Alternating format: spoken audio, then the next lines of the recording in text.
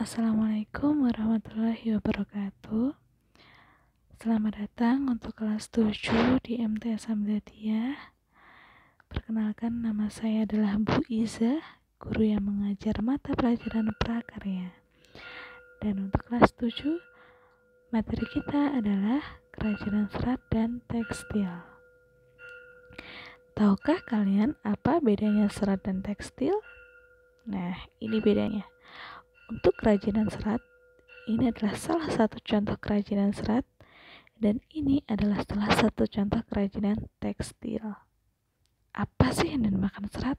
Nah, serat adalah salah satu jenis bahan yang berwujud potongan-potongan komponen yang membentuk sebuah jaringan yang utuh.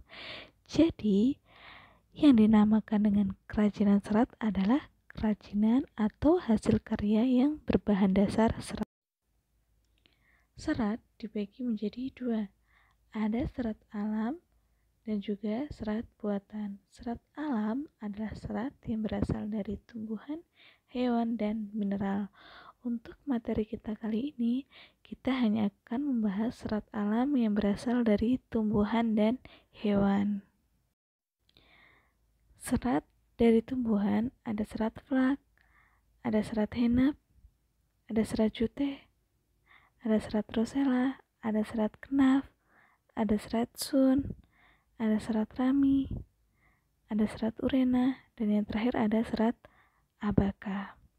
Sedangkan untuk yang serat berasal dari hewan, ada yang berasal dari ulat yang menghasilkan sutra, ada yang berasal dari bulu domba yang menghasilkan wol, dan ada yang dari serat laba-laba yang menghasilkan serat laba-laba. Selanjutnya, untuk proses produksi kerajinan bahan serat bisa dilakukan dengan cara menganyam, makrame. Makrame adalah dengan menggunakan simpul-simpul. Yang ketiga bisa dengan merajut, bisa dengan menenun, bisa dengan menjahit, dan juga bisa dengan mengikat. Nah, untuk syarat kerajinan yang berkualitas, jadi suatu kerajinan dikatakan berkualitas jika memenuhi syarat sebagai berikut. Yang pertama kegunaan, yang kedua kenyamanan, yang ketiga keluasan, yang keempat keamanan, dan yang kelima adalah estetik atau keindahan.